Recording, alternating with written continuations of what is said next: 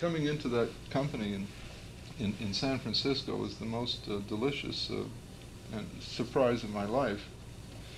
And I'd come in by this bus, let's see now, I came by bus, and then from Albuquerque I went by train out to San Francisco, and at some point you effectually leave the train and you come by bus actually into the city.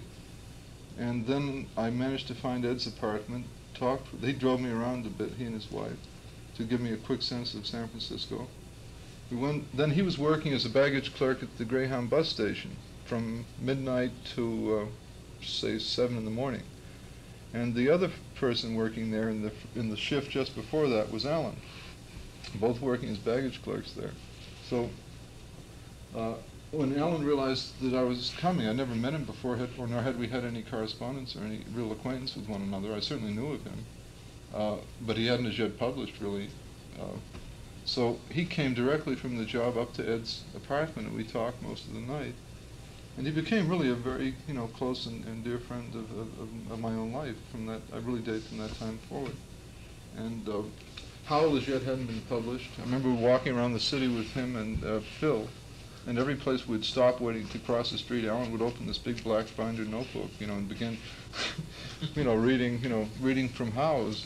I frankly typed up copies of the manuscript for him with the modest. I was trying to make a living, and so there's an extant a manuscript of that typing before it was published by.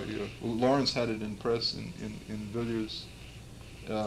Sankey's, John Sankey's uncle's press in London, wherever it is.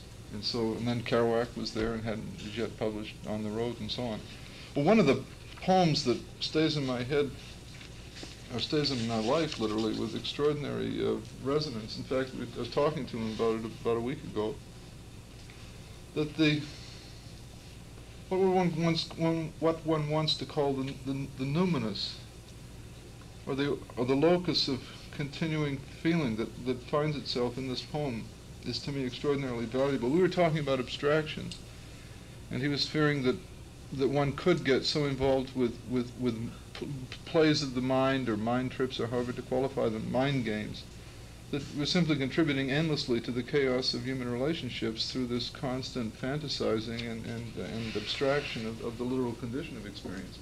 So I had in mind this poem that he'd written years ago, which really is beautiful, called Transcription of Organ Music. And it's written from the situation of he was living in Berkeley and went down toward the shore, or down in those streets that run, parallel, and living in a modest cottage. I think Phil Whalen continued then to live in it. It's where Gary Snyder at the time was in and out of it. It's the cottage, I think, that's qualified or spoken of in Jack Kerouac's The Downward Bums. The one not out in the country, but the one in Berkeley. It's a lovely poem. It's awfully hard to do justice to any of these people. The Transcription of Organ Music. The flower in the glass peanut bottle, formerly in the kitchen, crooked to take a place in the light. The closet door opened, because I used it before. It kindly stayed open, waiting for me, its owner. I began to feel my misery in pallet on floor, listening to music, my misery. That's why I want to sing. The room closed down on me. I expected the presence of the Creator. I saw my gray painted walls and ceiling. They contained my room. They contained me, as the sky contained my garden. I opened my door. The rambler vine climbed up the cottage post, the leaves in the night still where the day had placed them, the animal heads of the flowers where they had arisen, to think at the sun. Can I bring back the words? Will thought of transcription haze my mental open eye? The kindly search for growth, the gracious desire to exist of the flowers, my near ecstasy at existing among them, the privilege to witness my existence. You too must seek the sun. My books piled up before me for my use, waiting in space where I placed them. They haven't disappeared. Time's left its remnants and qualities for me to use. My words piled up, my texts, my manuscripts, my loves. I had a moment of clarity, saw the feeling in the heart of things, walked out to the garden crying. saw the red blossoms in the night's light. Sun's gone, they had all grown in a moment and were waiting, stopped in time, for the day sun to come and give them. Flowers which, as in a dream at sunset, I watered faithfully, not knowing how much I loved them.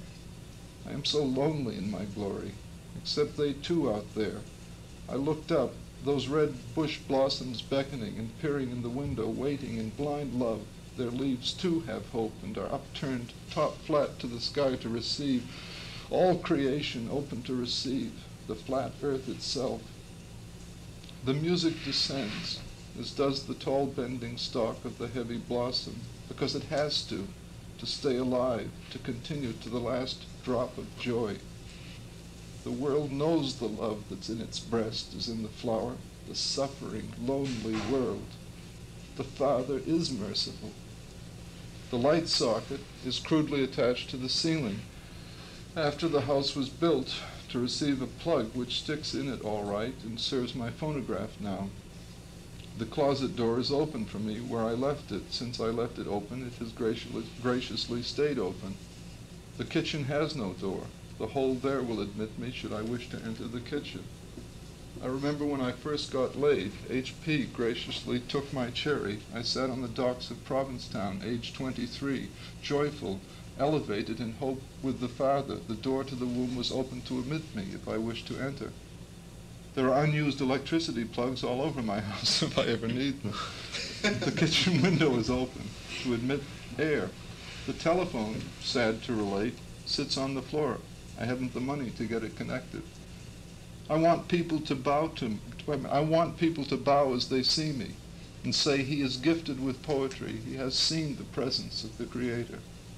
And the Creator gave me a shot of his presence to gratify my wish so as not to cheat me of my yearning for him. I really love that poem. It is Berkeley, 1955, you see. That's right. I'm trying to think. There's so much. And one I really love. The weight of the world, this one called Song. The weight of the world is love. Under the burden of solitude, under the burden of dissatisfaction, the weight we carry is love. Who can deny? In dreams, it touches the body. In thought, constructs a miracle. In imagination, anguishes till born inhuman. Looks out of the heart, burning with purity, for the burden of life is love. But we carry the weight wearily, and so must rest in the arms of love, at last must rest in the arms of love. No rest without love, no sleep without dreams of love.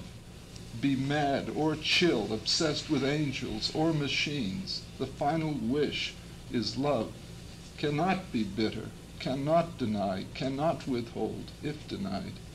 The weight is too heavy, must give, for no return, as thought is given in solitude in all the excellence of its excess. The warm bodies shine together in the darkness. The hand moves to the center of the flesh. The skin trembles in happiness, and the soul comes joyful to the eye. Yes, yes, that's what I wanted. I always wanted, to return to the body where I was born.